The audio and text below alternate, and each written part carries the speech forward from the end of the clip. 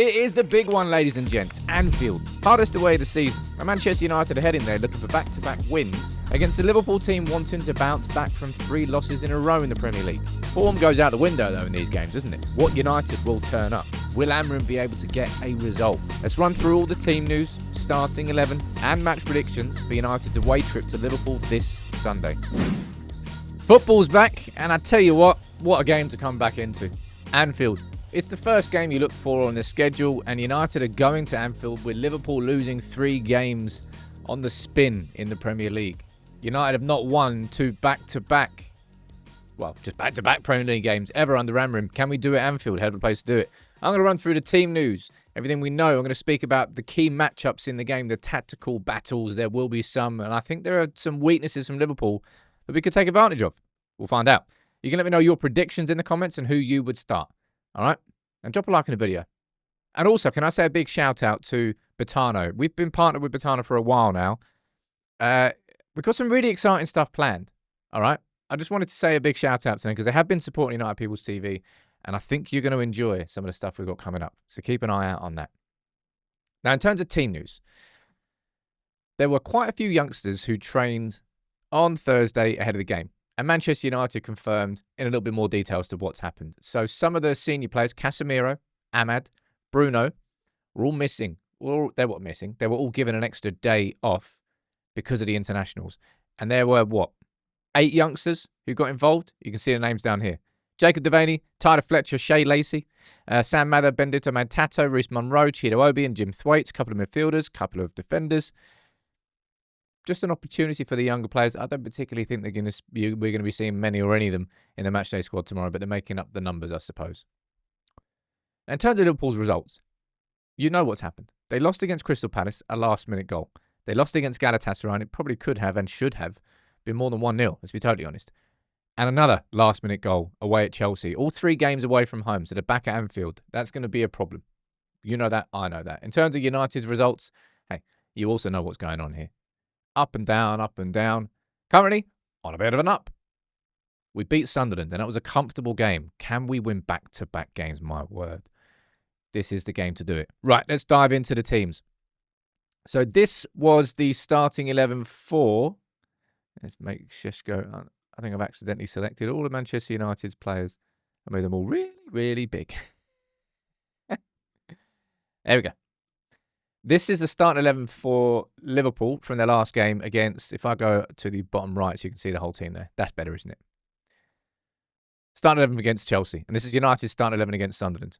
Now, if I'm going to be looking at sort of key matchups going into the start, I'm looking at Salah and Shaw.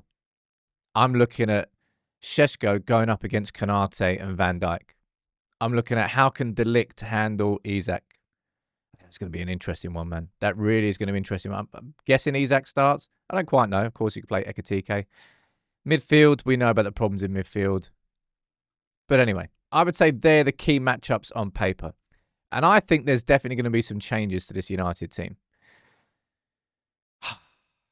I don't quite know. I'll be honest, I don't quite know what Amorim's going to do. I think I know what he's going to do, but I kind of rather he didn't. Because looking at his team here, Ahmad starting on the right-hand side. I mean, I wouldn't start Dalot on the left. You already know what I think about Dalot as a left wing back. It kind of makes me feel a bit sick, really. I just hate seeing it. But in these games, Amorim's typically gone a little bit more defensive. Now, I believe we started with Ahmad and Mbouma on the right-hand side against City. So it's not impossible, that he plays him there. But I think you're probably more likely to see this. Now, I'll be honest, I'm really hesitant to do that change. Because I think down that left-hand side, like Gakpo's not... I'm sure he's going to track back a bit. But that left-hand side for me is very, very gettable in this Liverpool team. All down there. And I think having Ahmad there will help take advantage of that. So I would rather see Ahmad start there, Dalot on the bench, and Dorgu going back in at left-back. But I don't quite know what's going to be happening. All right? As I said, I think there's a big weakness for Liverpool when it comes to Kirkes and Gakpo down that left-hand side. But I think he's going to start Delo there. In terms of the back three, Yoro, De Ligt, and Shaw. I don't think Mazraoui is going to be fit. If Mazraoui was fit, I would want to see this. I would want to see Yoro coming over to the left-hand side, Mazraoui going into the right-hand side, and Shaw drop to the bench. That's what I would personally rather see. But I don't think that's going to happen because I don't think the Mazraoui is going to be completely fit to start this game. So I think you're probably not going to see a change there. I think you're going to see Luke Shaw going up against Salah, which that's grim. You're going to have to see Dorgu coming back to help double up on him and help defend. Certainly. And I expect United to kind of sit in their shape. Midfield-wise, do I think there's going to be any changes? I don't think so. I think you'll see Casemiro. Look, man, you don't need me to tell you our problems in midfield, right? Will the game be won or lost there? Gravenberch might not start for Liverpool because he's got an injury concern. We don't know about that yet. Szoboszlai might come drop deeper. Maybe, maybe not. We don't really know. But Fernandes and Casemiro, whether it's Fernandes and Casemiro, whether it's Fernandes and Mainu or Ugarte, like, no matter which two you choose, you're not going to get two which are appropriate for this game against Liverpool at Anfield. It's just going to be compromised absolutely everywhere. They're going to have great games. Simply. They're going to have great games. Now, this is going to be an interesting one. I'm not sure everybody would agree with you. I spoke about this on the pod. I'll just say that the podcast, United People's Podcast, it's launched again. New episodes on Spotify every Monday now and Thursday. Latest ones on Spotify. Go and have a listen. But, and this was mentioned by Nick, and I'll be honest, I do agree with him. I think in this game, you're going to see this. I think you're going to see Mason Mount start. I think you're going to see Cunha come on probably for the last half an hour. Right? Because second balls will be, like, I haven't even spoken about him yet, but Senny, right? What a game to play in your first away game for United.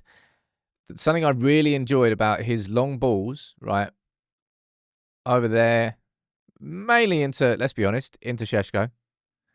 They were with purpose. They weren't just hoof long for no reason. What I expect to happen in this game, and I covered this in the video I did early this week on Sesko.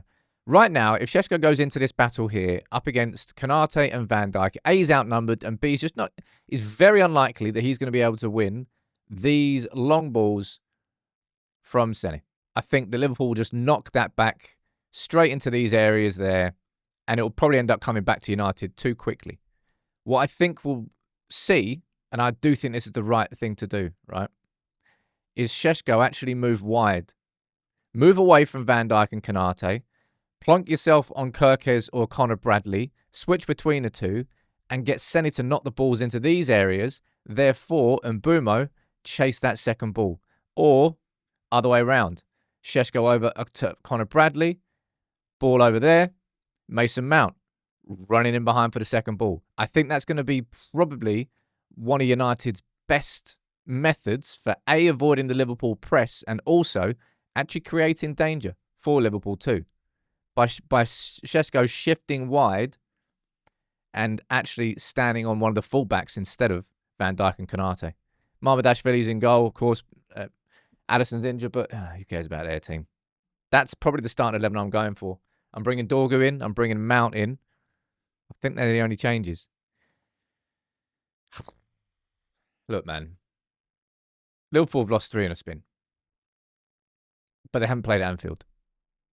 We haven't won 2 games in a row in the Premier League under Ruben Amorim. We haven't won it. We haven't won at Anfield since that man there, Wayne Rooney, scored under him nearly a decade ago. That's how long it's been.